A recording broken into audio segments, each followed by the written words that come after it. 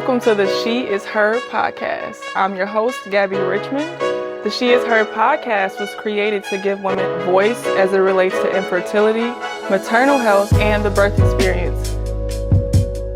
Welcome to the She Is Her podcast. I'm your host, Gabby Richmond.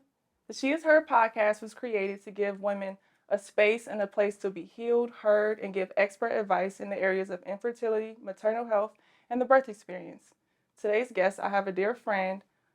Some would call her the founder of Curaleaf's Tea Company. She's a holistic lifestyle coach, Paula Shaw. How are you, Paula? I'm good. How are you? I'm doing well. Let's say hello to the people. Hello, everyone. Hello, hello. So, Paula, who are you? I introduced you, but tell us a little more about who you are and your tea company. I will. But first, I want to acknowledge the colors that we have on today. Yes. And how synchronized we are. And I felt that we've been that way from day one, from me first meeting you. So also the color green. Today is the African Yoruba Orisha Ogun Day. And so we typically honor Ogun with the color green. So we'll burn green candles. He was an iron worker. So we'll have metals out. And the significance in that is we'll also eat iron, so spinach and kale, which is a very significant mineral in infertility. So I just wanted to highlight that right there. And also pregnancy, we need additional iron. And there's women that's iron deficient. So I just wanted to highlight that today. So who am I? By the way, we're in her home. Yeah. Right? So, hold up. You can't just drop that gem. So, again, the podcast is really a place, like I said, to have women feel comfortable, right? So when I find a guest that I like and I want to interview, I'm like, can we come into your home? And she said yes. Absolutely. And I've been here before. And I knew what I was walking into. I'm like, let me make sure my apparel matches the vibe of where I'm coming. So thank you for acknowledging, because I did try. But yes, tell me and the people a little bit more about your company. So who am I? I'm a lot of things. So that's a loaded question, right? So because I'm so much more than just a human. I'm a spiritual being having a human experience. But while I'm having this human experience, I want to appreciate it, have as much gratitude as I can, learn as much as I can, and then give back as much as I can too. So I took on the journey of studying. We are forever students. So I like to study. I like to study herbs. I like to study minerals, foods, anything that I could use in a way that's alternative to our Western lifestyle. And I'm not opposed to Western medicine or anything. I think everything has its place. But I like to try holistic approaches first, starting with our food, our herbs, fruits, juices, vegetables, and things like that in order to take care of our bodies. God gave us these things, and we should be able to utilize them for our benefit. Yeah, that's why she's on the show. I mean, Paula, for me, I actually reached out to her to bless the show, because one thing I knew about Paula when I went on this journey, I knew that Paula was already engrossed in holistic healing. She was already familiar with tea. She has a tea company. She was already familiar. She was a vegan before I knew what a vegan kind of was. Before I started my journey, I knew Paula was just that healthy person. She was very much into her spirituality. And as I started this journey, I learned how much that plays a part in fertility, right? So with that being said, I want to rewind. Okay. Because initially, remember when I said come on the show, it was from an expert standpoint. And then I learned that you actually had a testimony in this arena, which I thought was so full circle. So take me back to the conversation we were having. Take me back to that time where your, at one point, infertility journey started, and you even told me what the doctors spoke over your life, which is not true. Right. So tell me more about that. Gladly, and I love that you said full circle, because when I think of holistic, I think of full circle, something that's whole, that has several parts in it, but you need all of those parts to make a whole human. So yeah, my journey started a while ago, probably about 22 or 23 years ago, when we didn't have these conversations, these podcasts. So thank you for having this space, this healing space, where you are actually the holder of the space for us. So thank you so much. God gave me the idea, so I give glory to God for it. Yeah, these conversations need to be had. But 23 years ago, I didn't know where to go to reach out, to consult, to be held and supported. So I was in the military. I was a soldier, and I joined the military when I was 19 years old. And I did my basic training and all of that, and went to AIT, the advanced training, and then I went to my first duty station. I had some issues in basic training. So not knowing what the female anatomy really was, even at the age of 19, no one teaches us that. I didn't have the aunties that we have now that you could reach out to and explain what's going on in your body and how it's developing as a woman. So in basic training, it was strenuous. Just a lot of physical exertion on my body that I wasn't used to. So my ovaries took a hit first, and they had swollen up to the size of golf balls. It hurt to run. It hurt to do crunches. It hurt to stand up and parade rest, to do push-ups. So I went to Sick Hall, which was our doctor, and they gave me some Motrin. And they said, you'll be fine. Now, granted, I can see my ovaries at this point. I can feel them. They're tender. And they gave me Motrin and told me to go back. And so that's what I did. And I didn't take it any further because I didn't want to go back to the situation where I came from. And my mindset has always been to just stick it through and get through it. So I painfully stuck it through for 8 weeks on those Motrin with swollen ovaries. So I got to my duty station, and I seemed to be okay because the physical activity wasn't as intense as boot camp was. So it was about 2 years there. I was married too. So I got married at 19 to my first husband, and we wanted children eventually, you know, and I know his mom did, his family did. And so we started on that journey to try to conceive, and the pain came back. And so I went to the doctor again, and I went 3 times, 4 times, and 5 times. And I said, I need more than Motrin. Something is going on. There's pain. I'm bleeding very heavily. I'm talking soaking up pants, you know, pads just wasn't working for me. So he was forced to do an x-ray and an ultrasound. And that's what they did. And then that's when we noticed there were cysts growing on my ovaries. And there was also fibroids on my uterus. Oh, lots of them. That's unheard of. Lots of them. And so I didn't know what that meant when he showed me the results of the ultrasound. Had no idea. I just know there were tons. You could see the sacs just crowding the ovaries and the uterus. And so I said, okay, well, what does this mean? How do we get this pain to go away forever so I don't feel this again? You know, I want to have children. I'm having these abnormal menstrual cycles. And so he said, well, you only have one option. And I said, well, what's that option? He said, a hysterectomy. And here I am at the age of 21. He explained to me what a hysterectomy was because I didn't understand what that was. And he told me, well, we're going to have to go in and remove your uterus. That was my first and only option at the age of 21. And so he told me that, and he left the room. And I felt cold. I felt ashamed. I felt lonely. I'm looking around in this room where the white walls and sitting there in a gown on this table. And no one came to give me a pamphlet to touch my shoulder or anything. So I'm like, okay, I have to go home and tell my husband that we're not having kids, and I may have to have my uterus removed.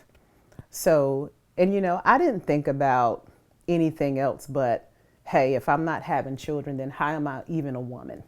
You know, nowadays we know that you can birth in other ways. If you just absolutely can't conceive, there's other ways that you can birth. Big dreams, ideas, big businesses, you know, moving big structures for it. But back then I didn't know that. If I wasn't having a baby, then what's my purpose? And so I didn't tell my husband for a while. And I just thought I would take matters in my own hand. Now, I didn't have a smartphone to look at and search Google and look up some ideas on what to do or to reach out to anyone, because I was ashamed that I didn't want to tell nobody. And so I said, I'm going to take matters in my own hand. And I had a small circle of friends where I could consult with, but they just didn't get it. You know, these women had already had children. They just didn't understand. And so I said, I'm going to go on a fast. No knowledge of anything. I said, I'm going to go on a fast and see what happens. I just wanted to fast and believe that I would be healed from this, because I wanted a baby girl. So that prediction that he gave me could not have been like my destiny. I refused to believe that. And so I went on this fast, and it started 5 days, and I was just doing water. 7 days, 10 days, 12 days. And I started to incorporate things like soups, fruits, and salads. And I would make my own dressings with like vinegar and olive oil, add a little salt and pepper. I just didn't trust anything into my body, because even though I wasn't conscious, I knew that what I'm putting into me can't be right. If this is happening to me, I believe God. I believe that if I eat this way and do this, then I'm going to be okay. And so I did it. And towards the end of that fast, I was invited over to some sister's house, and we were over there. They were laughing and talking and having hors d'oeuvres and everything. And they said, Paula, do you want anything? I didn't want anything. I wanted to have my water. If you have some salad or soup, I'll take that. Other than that, I'm going to stand in this because I'm dealing with a lot right now. And so the night began to progress, and I got cramps really bad. And I told one of the sisters, and she said, well, are you miscarrying? I said, no, I did not conceive anything. I'm not miscarrying. There was a lot of cramps and a whole lot of blood going on. And so went to the hospital, went back home because there was no miscarriage. So just discharged me back home. And I ended up going back to the doctor that Monday. This was on a Saturday. I went to the doctor that Monday, and they did another ultrasound. Everything was gone. The cysts were gone. The fibroids were gone. Wow. Everything was gone. So I said, does this mean that I can now have children? And he said, well, don't get ahead of yourself. We don't know that. Let's monitor you, and we'll go from there. So wait, from the day you started to fast until the next ultrasound, what was the time span? Probably about 4 weeks. Probably about 4 weeks. And I'm talking an intense fast. Like, I'm not taking in any sugar, nothing processed, nothing over the counter, nothing fast food, just water, soups, salads, making my own dress. But for 12 days, you did just water. Just water.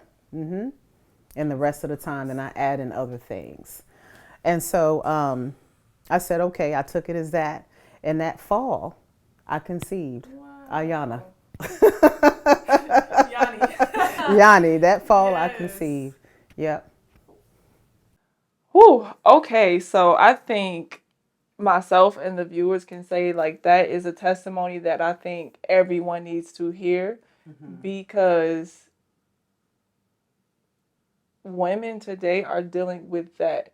I know that was 20 years ago, but I know I have women in my inboxes, you know, literally dealing with that today. And if I pray that when they hear your testimony, some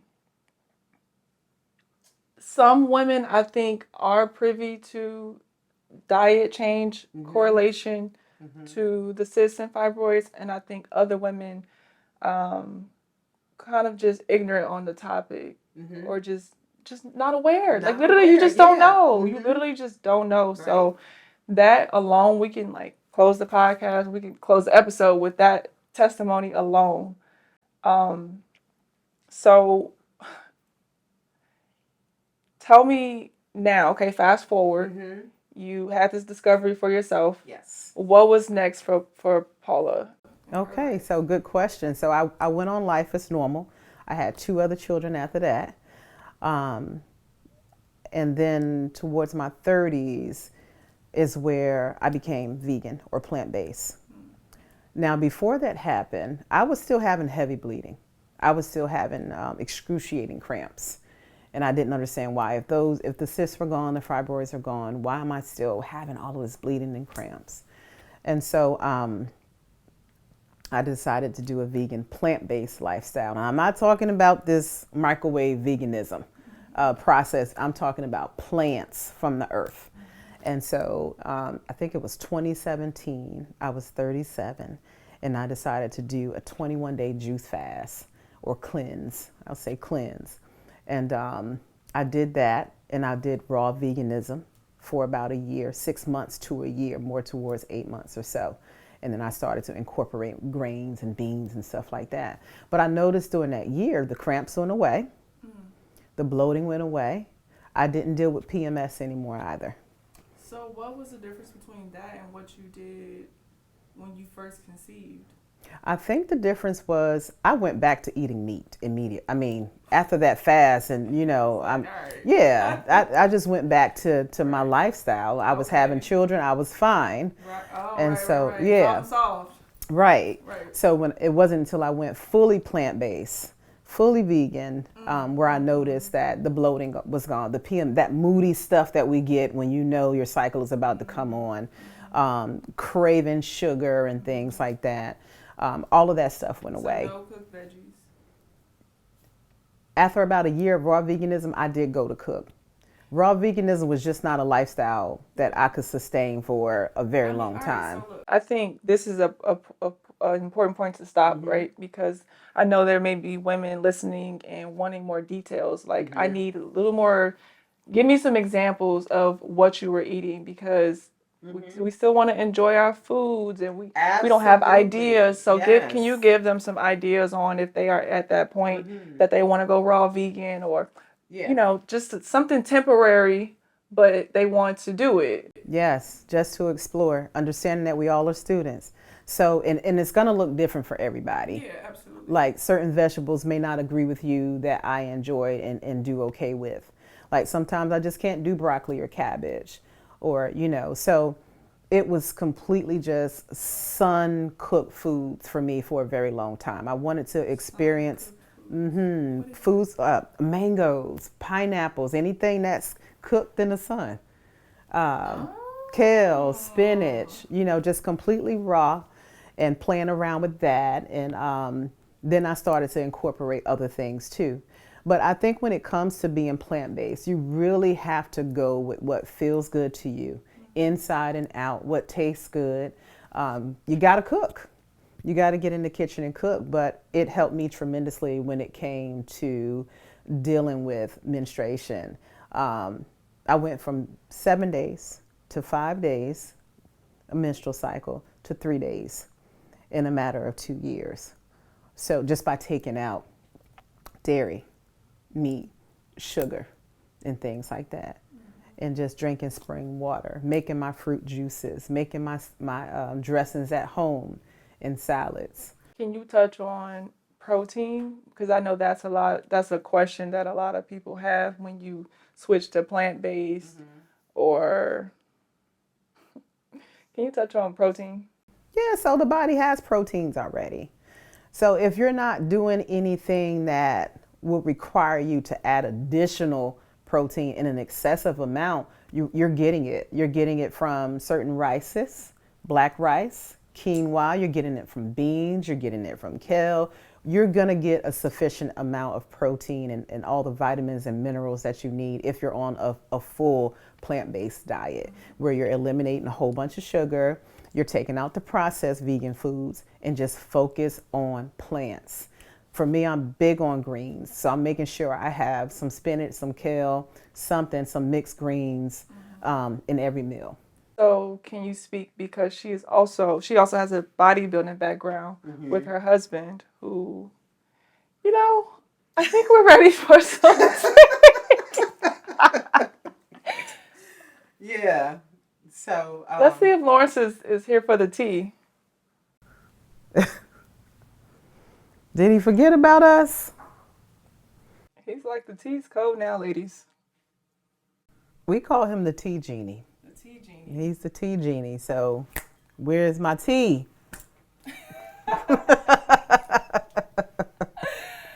Thank Say you. hey to the people, Lawrence. Hi, people. This smells delightful. Lawrence is the one in the kitchen, one of the ones in the kitchen concocting the teas and. Yep. I'm glad you brought up tea. This is so good. I know. What This is, this? I think this is our oolong tea. Twisted and sweet oolong. Yeah. That was genuine, by the way. You know I love your tea. I know. I am a brand ambassador for Cure Leaf's tea. It's just also fitting. We work together in so many ways.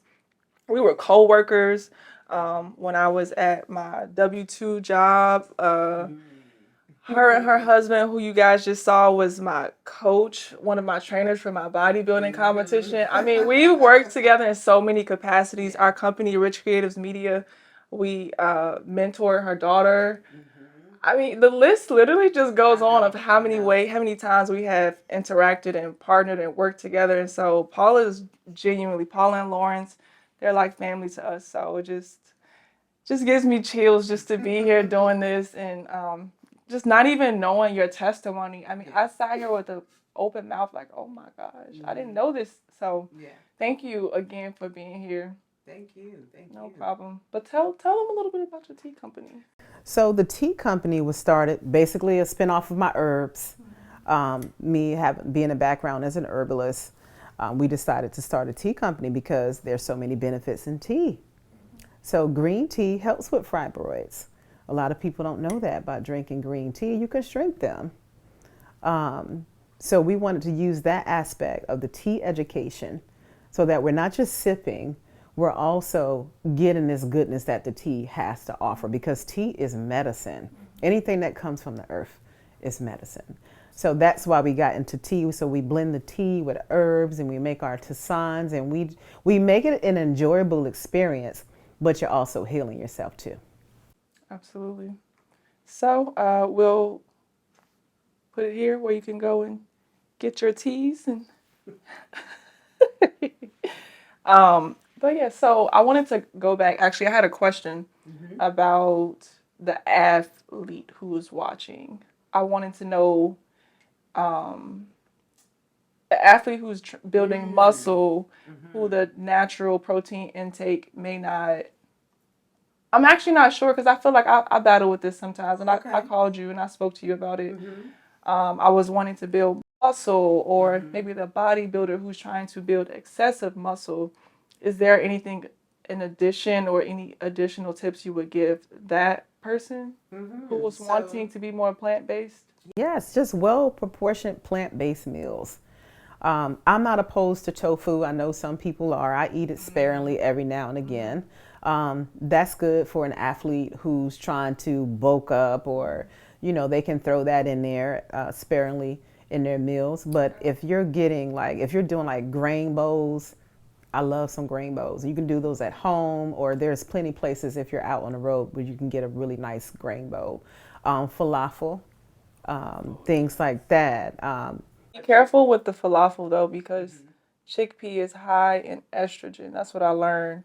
So if you have a estrogen problem, the chickpea you might want to stay a little bit away from.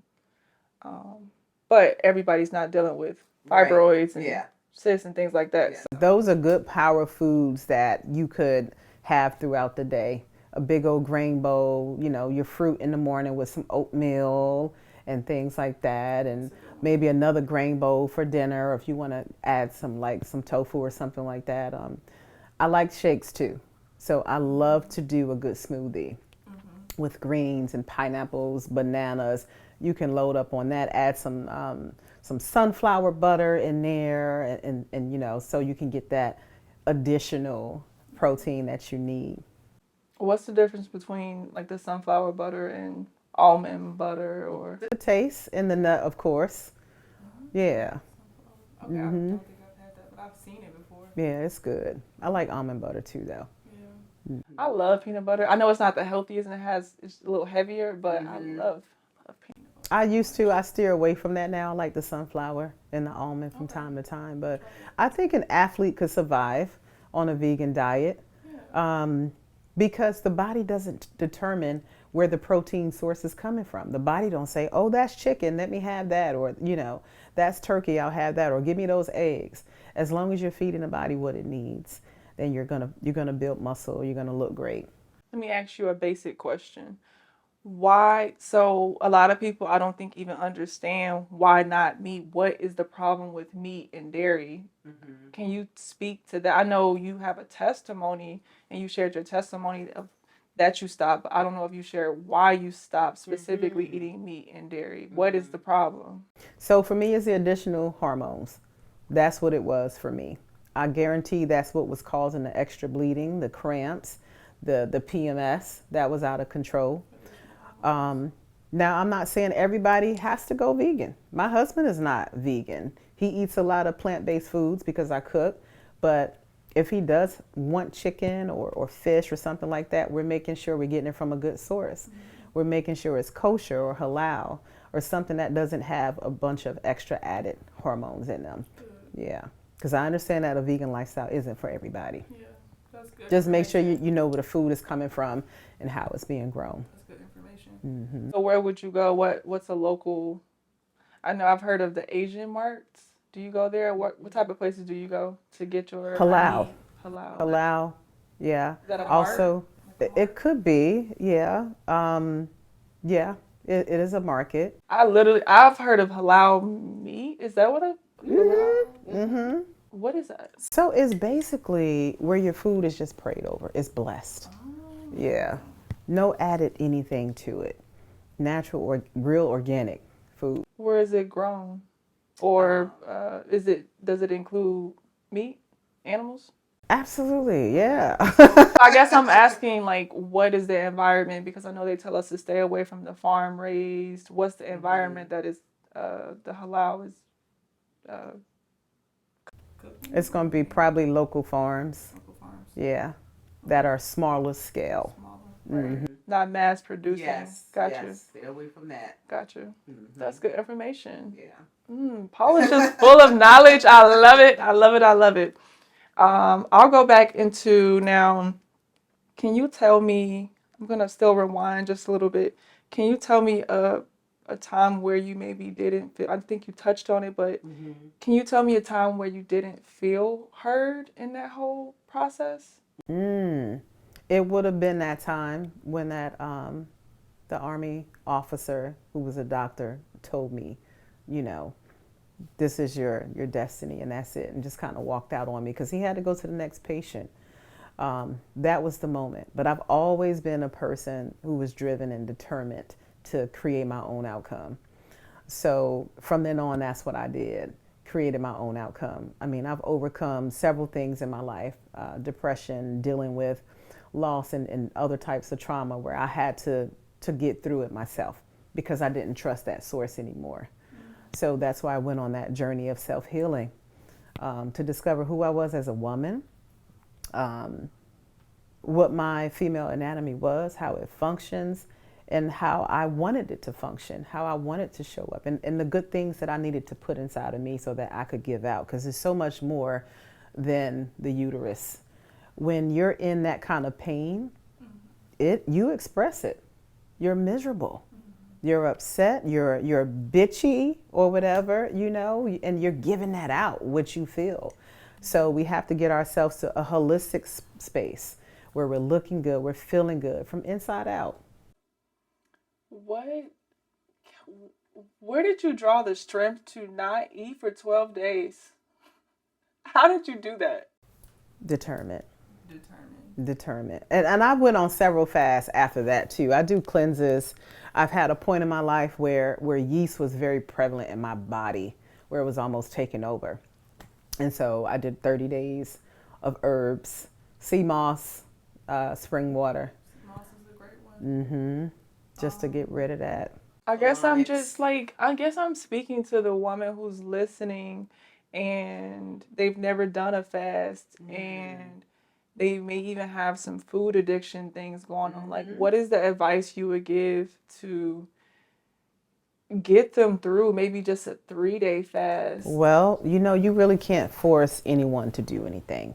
Like you have to be mentally ready for something, to take something on like that. So I wouldn't recommend off the bat water fast.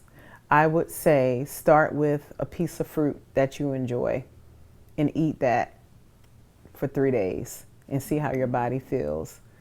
And having your water, your teas, and things like that. So water fasting is very extreme.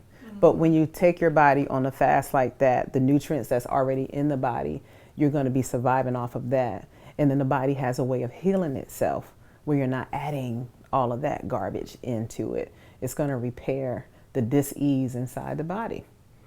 So, but understanding that, research, studying, seeing what works.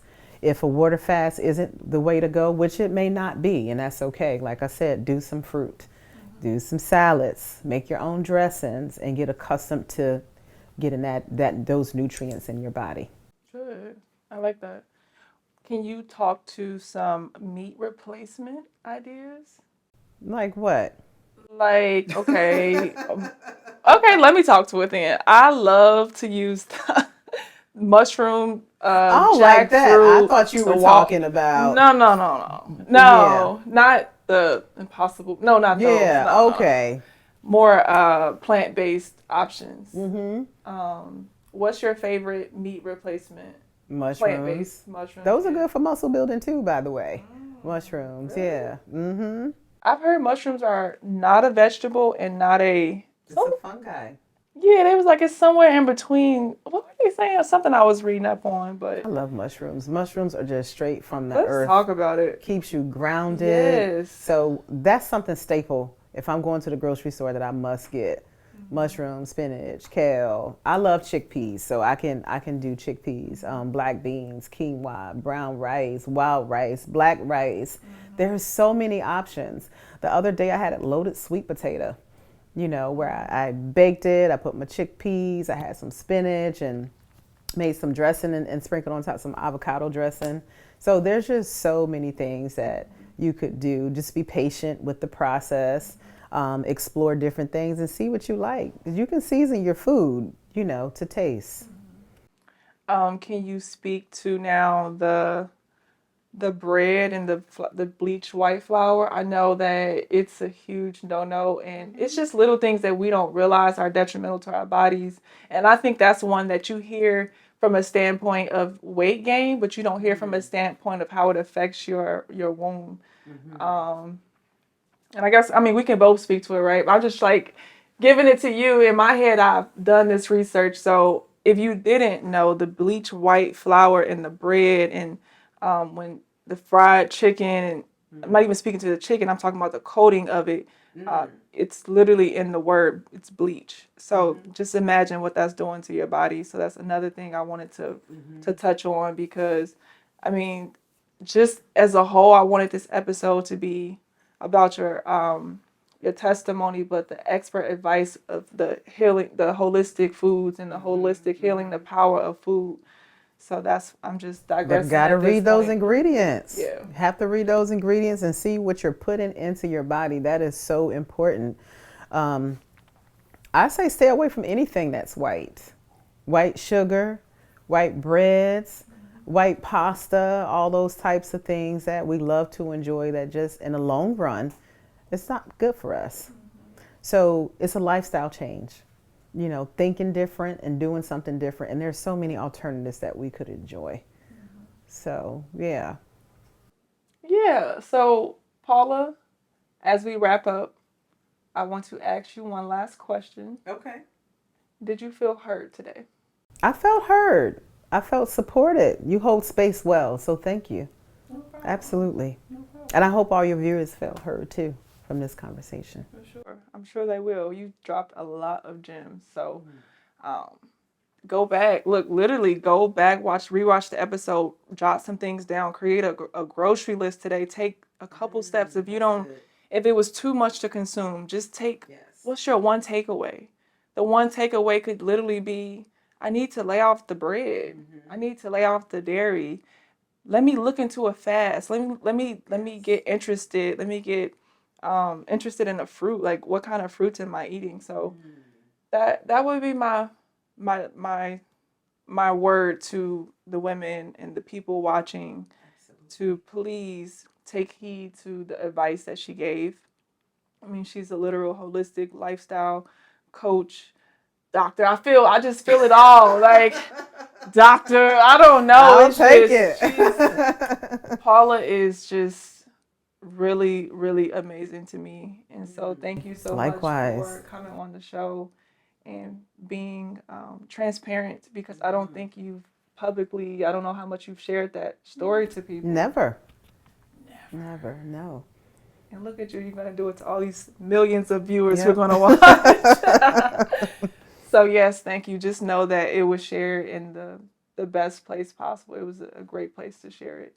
It's going to impact some women. I know it will. The testimony was just amazing. So thank you again. And I think we should end on Cheers to health. Yes. Thank you all for watching. I hope you felt heard even through her testimony. If you have a similar testimony, if you are an expert